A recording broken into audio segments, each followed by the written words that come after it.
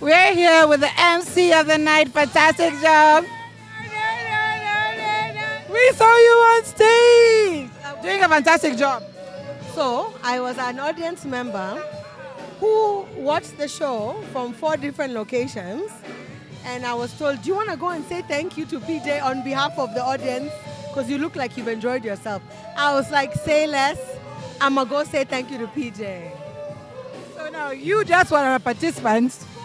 Like literally, you were just roaming around and then you got picked for that.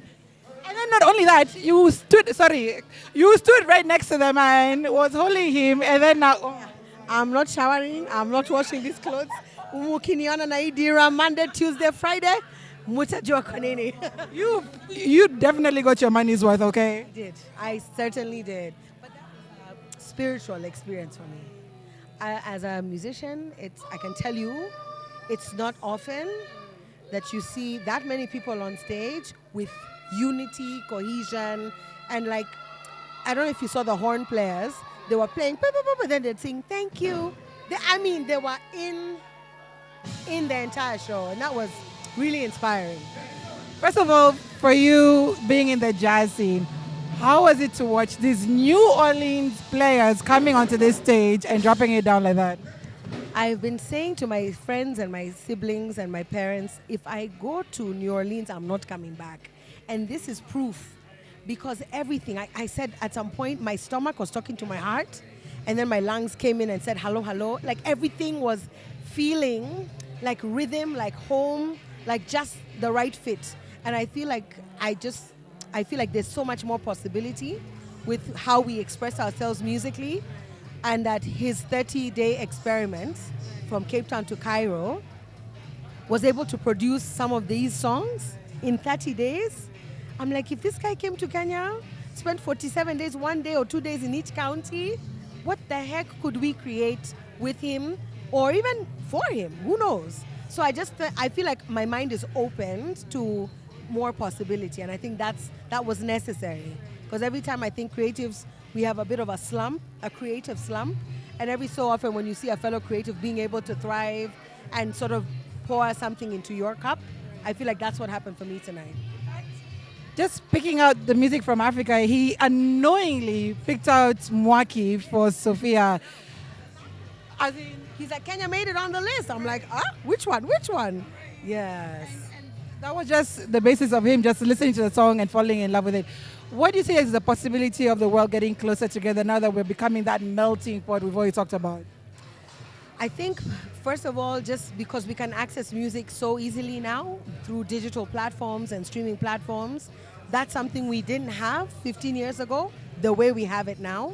It's instant. When an artist in the US says, "I'm releasing my album tomorrow," it's available tomorrow, not that we have to wait 3 months for it to show up here. So I think that means we are learning the same musical language. We are at par. The next thing I'd love to see is PJ coming back and playing with some Kenyan artists, Kenyan musicians, like coming in, rehearsing with them, spending 2 months here, because it will also be like a cultural exchange. He'll get to learn some more of our rhythms, and he'll get to learn some more language, vernacular language, but he'll also get to impart some of the journey and experience he's had to some of our amazing musicians who are already doing their thing here, and we can all be elevated. So I think that's the possibility. What do you think is the importance of the demystification that he has done throughout this album, Cape Town to Cairo? Well, I mean, as somebody who's never been to Africa, he said that was his first time on the continent, and he chose not to do 1 day, he chose to do 30 days, which is not a tourist, huh? That's a intentional visit, I think. And I think what he's done is that he's shown, even for him, he has so much more to learn. He was like, some of the things he was able to learn in Cairo, pick in South Africa, and be intentional about highlighting some of those collaborations. I listened to an interview where he spoke to Jonathan Butler, and he said, "Give me one word. I want a call and response thing in one of my songs. Give me a word that says we are one, because we are one." And I'm like, he's infused that in his music in a language we can all understand, you see. So I think that's where the future is. And I look at Chris Brown and all these guys who are now infusing more African rhythms and styles in their So we're really just becoming one big mishmash of beautiful African people. I think that's beautiful. Well, for you to be a mistaken MC, you did a fantastic job.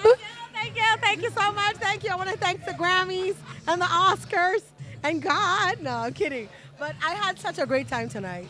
And it was a privilege, honestly, to just be able to get up there and say hi to him the Kenyan way, you know. I was like, what am I going to say? I'm like, let the audience sing along, you know. So I'm grateful I was asked to do that. Yeah. Thank you so much, June. And we're looking forward to more of your music. Come to the Hang. 28th September at the Waterfront Mall. We're doing the Hang. The Hang is a lingo from the 90s where we used to say, see, we're going to the Hang.